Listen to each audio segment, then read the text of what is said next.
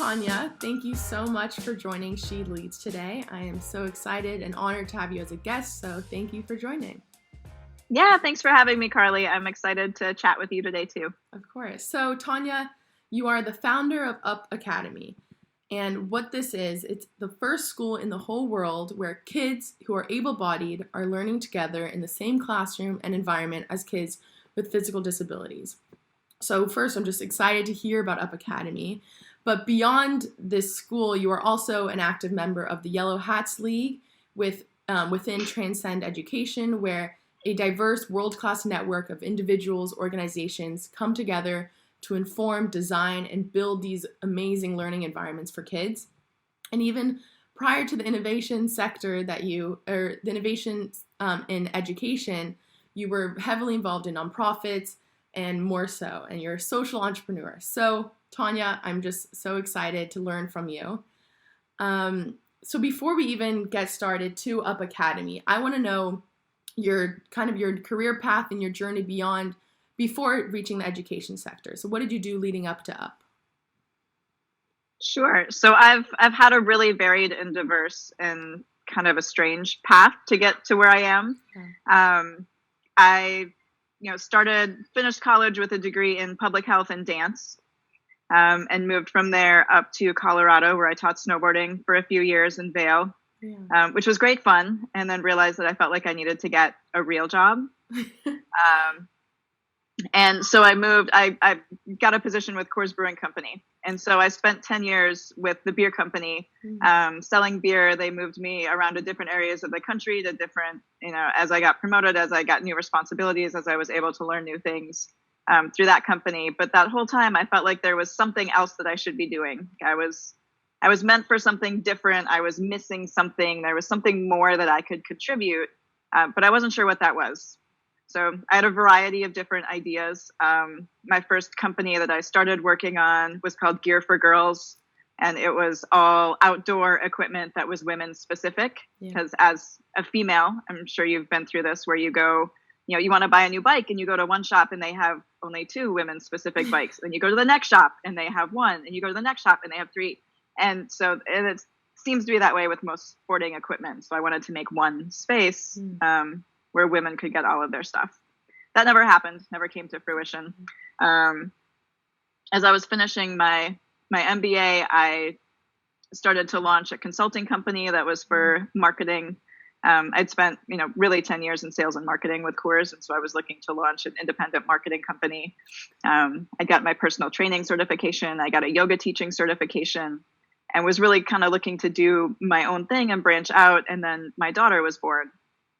And she was born with some disabilities, and so my world kind of stopped, and had to take a step back and just work with her and spend time with her and figure out her needs, which led into my journey learning about child development and brain plasticity and the basics of neuroscience and how children learn. And through those first 5 years with her, and through the birth of my other 2 children, I have 3 kids, really led me into the education arena. So as we started to get started with school with her, and we had been working with organizations all over the world to try and help her reach her potential and reach all of her possibilities. And we got to the school district and they pretty much said, no, we don't need to do that. It's not educationally necessary for her to reach her potential. She only needs to be in school. And I felt like there should be a better way. Yeah, it's such a amazing story, because so this obviously leads to the founding of Up Academy. And I'm wondering though, during that time when you had your daughter, did you have other mothers who you're talking to who also had kids with these physical disabilities who you could relate to and also were struggling to find education for their kids, daughter or son? Yeah, great question. Absolutely. The more parents I talked to, we were all facing similar struggles. And especially once we got into school, it's a pretty small network of families who are going to the same therapists in the same areas and seeing the same people. Yeah. And so there are a few schools around that specialize in students with disabilities. And of course, the public schools do everything that they can that's within their nature and their realm of what they can possibly support. And the reality is they're not designed to help all students become independent and successful. They're designed to mass educate all of the typical students the best way that they can, which works for most students, but not for everyone.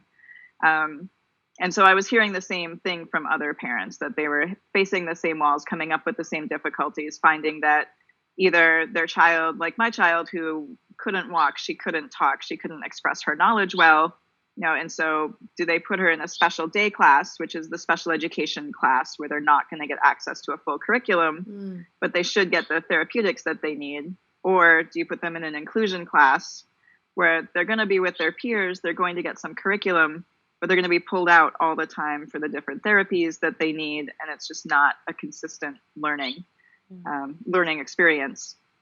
And so in talking with other parents, I heard they were coming up against the same struggles and the same walls.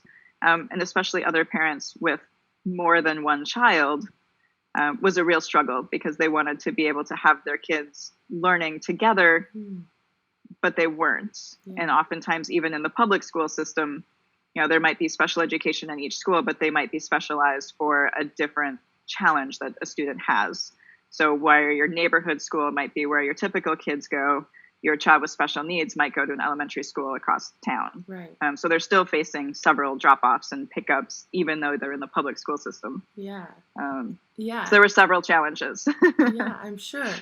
And because it was never really thought of that they could be learning together. It was always just like they have to do their own special needs education, while these kids who are able-bodied can learn this way. And it's too disruptive almost to join them together, it seems.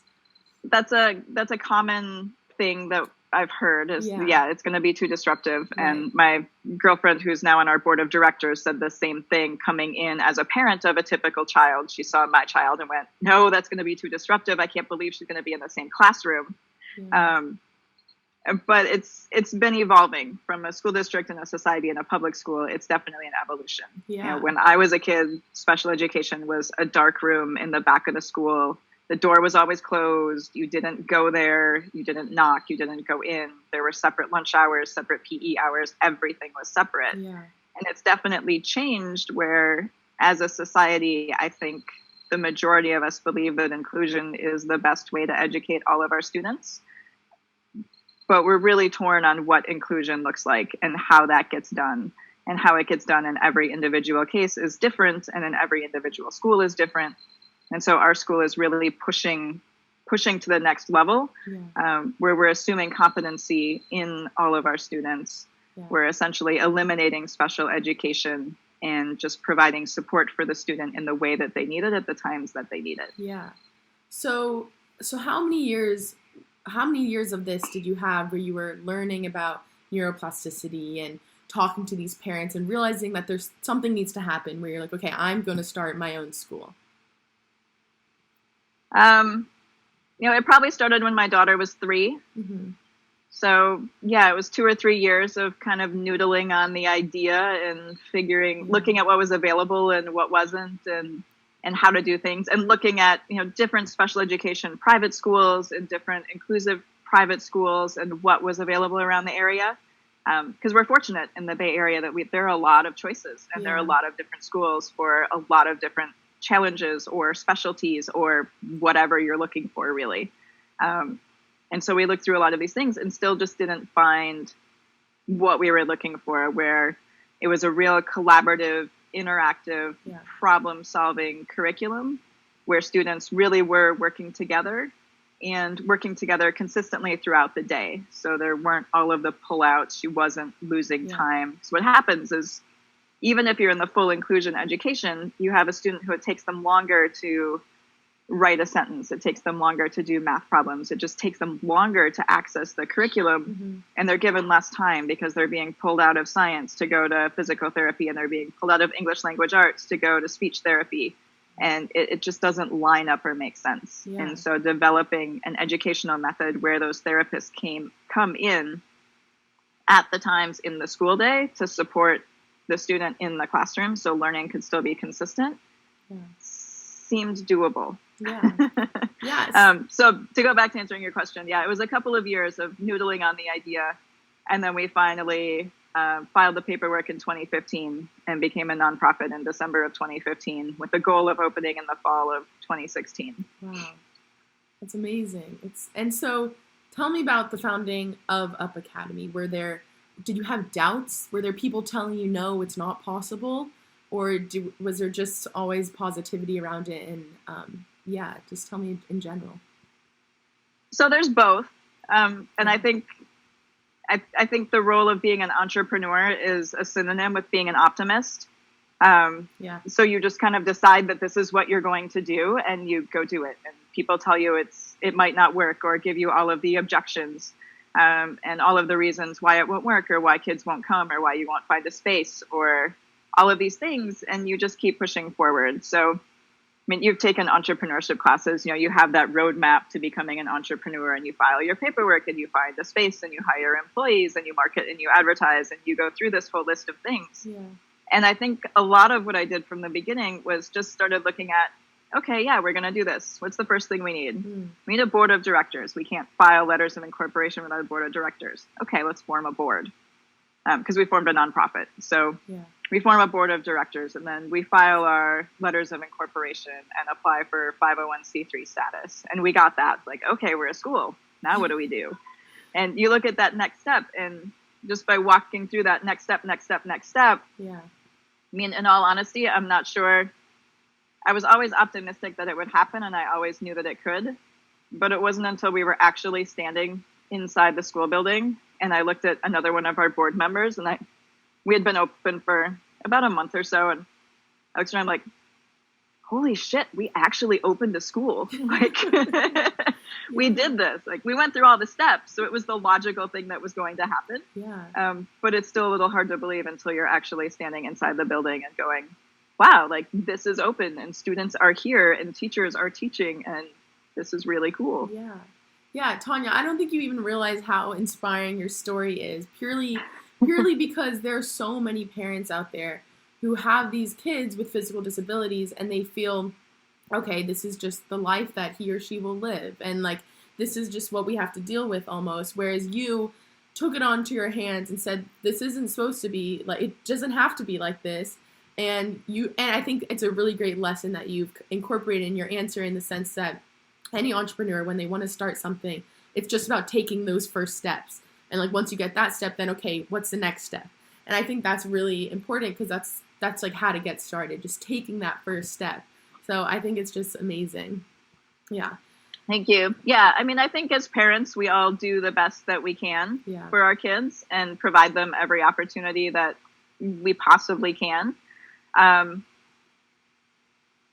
I just thought there were more opportunities out there, I guess. It was something that seemed like it was within my realm. I finished my master's in entrepreneurship. I had been looking for something to do and to start. And this, my children really gave me the purpose. Yeah. And so it was, the thing that I could do that I felt like was the best thing that I could do for my kids. Yeah. So tell me about Up Academy today. How is it going? How is it leading a school? Because I haven't talked to someone who's the head of school and just founding a school. So tell me a little bit about that experience. Yeah, it's been a roller coaster. I mean, any startup, I think, has their roller coaster for sure.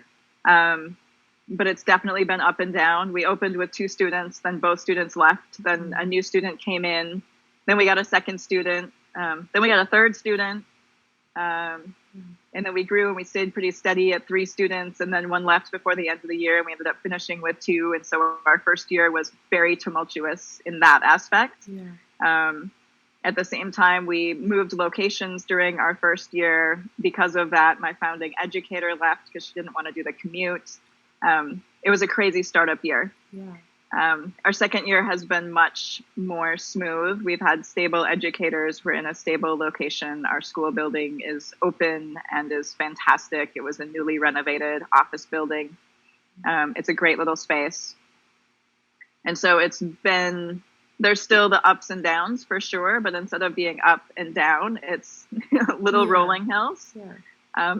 I think one of the lessons I learned early on as a leader was how, especially in a small environment and in a small startup, just how much my mindset and emotions affected those around me.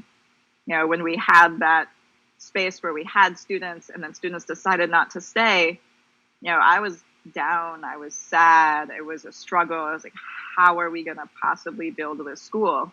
Because conventional methods would say you build an interest list and you start a small practice and then you grow until you can get a space.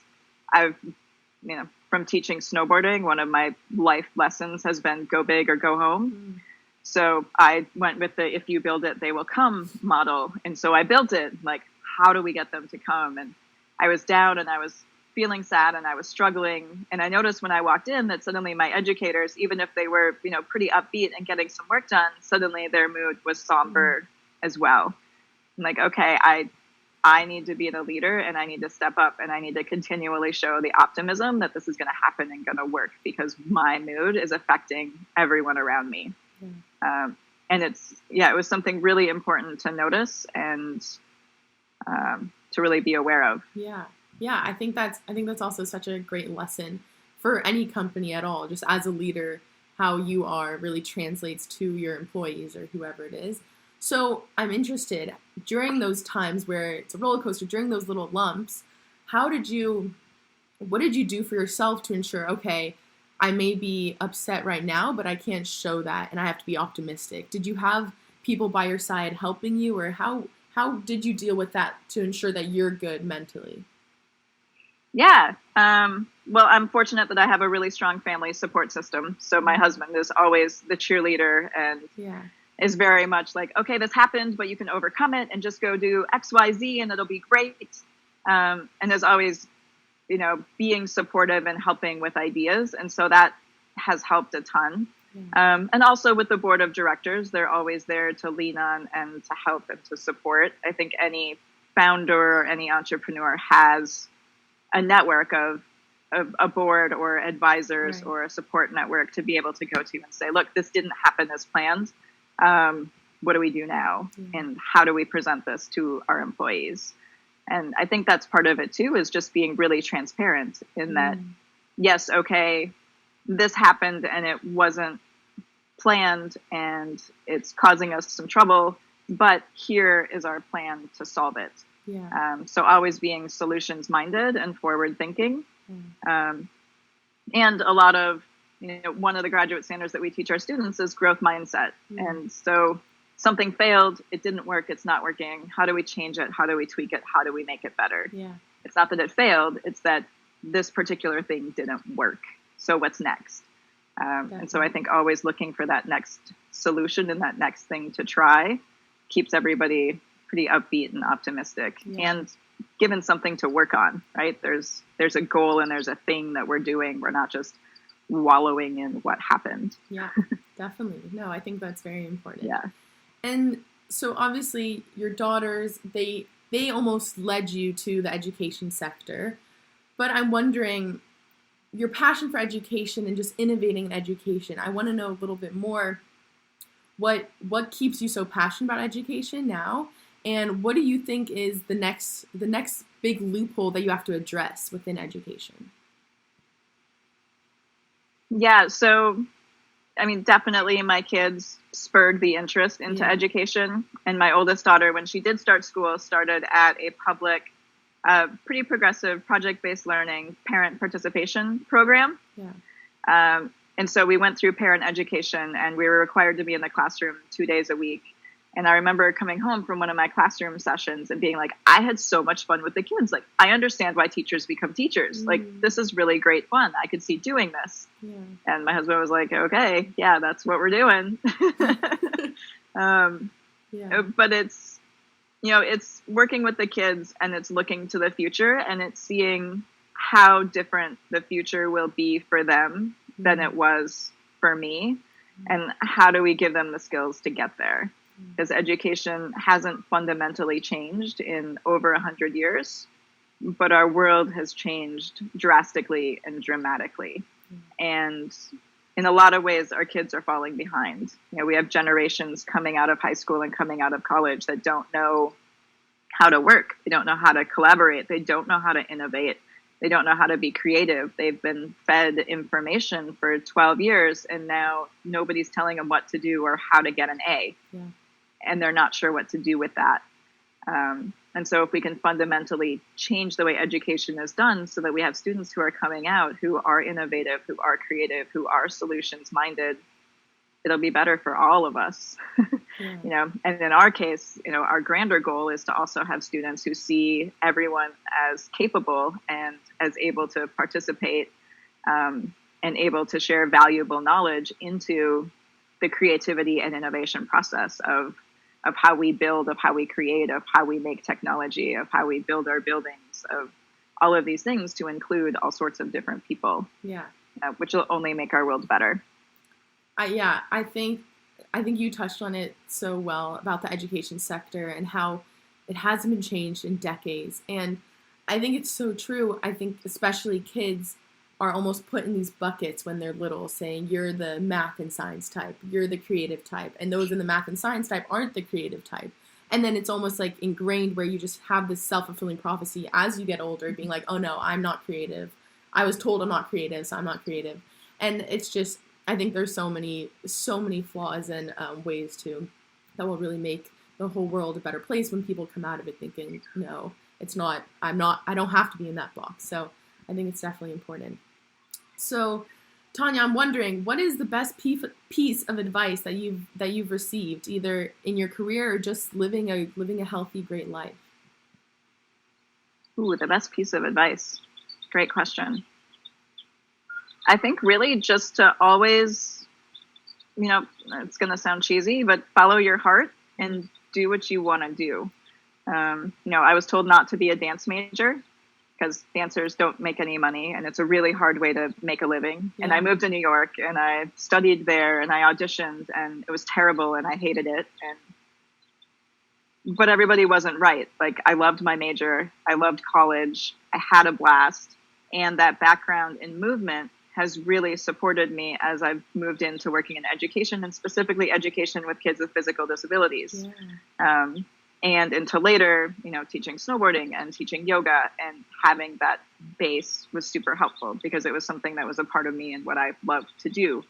And so I think regardless of how silly those things seem to other people, always following your heart and being true to what you love and what you want to do and what feels right, especially in decision making and especially in starting a business or choosing a job, like that piece of intuition, following that intuition is what's going to lead to most of your success. Yeah, I think that's so important and definitely useful for me as now I'm kind of going on to my next career path. So I think it's definitely true. And especially one thing that I can take away from your story as well is you were told no about being a dance major, and then here you are using those skills that you probably never thought you'd be using in what you're doing today. And so you never really know that each experience will teach you some lesson.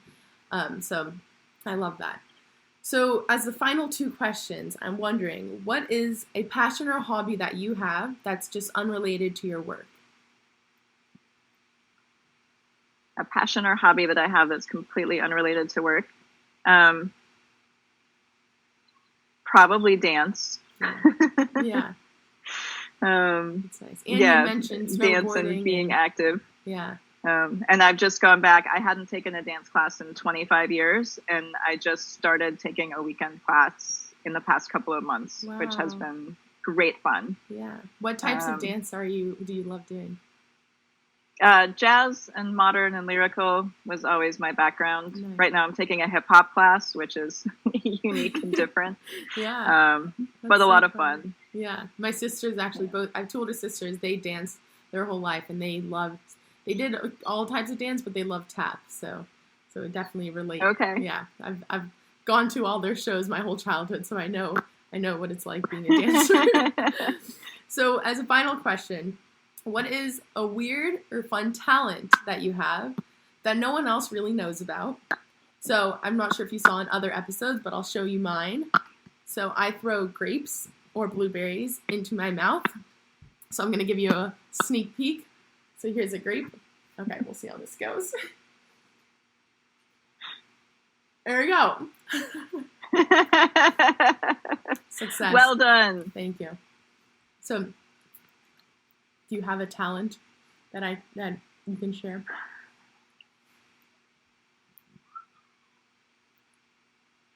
I don't know if it's a talent, but my family calls me the finder of all lost things. Oh. Like, no matter what it is that is lost in the house or who has lost it, I have probably like seen it and somehow cataloged it in my brain and come up with where it is. That's amazing. You almost just like you see it once and it's just ingrained and you're like, oh yeah, it's over there. And you yeah, unfortunately it doesn't happen with things that I read or things that I learn or people's names or faces. Yeah. But for some reason, like things in the house, my daughter was looking for the cardboard box cutter because she's been making piñatas. Has been one of her projects during the stay-at-home time. Yeah. And my husband dug all through the garage and was looking for it. And she's like, Mom, do you know where these are? I'm like, oh yeah, they're here on the shelf. Here you go. She's like, how did you do that? I'm finder of all things. Yeah, super mom. I love that. Well, Tanya, I just want to say thank you so much. I love your story, and I'm so happy I can share with others. So really, I appreciate you coming on SheLeads and just telling us what it's like to be a leader in education and just founding your own school and so much more. So thank you. I appreciate it. Yeah, thanks for having me, Carly, and best of luck to you in whichever direction you choose to go.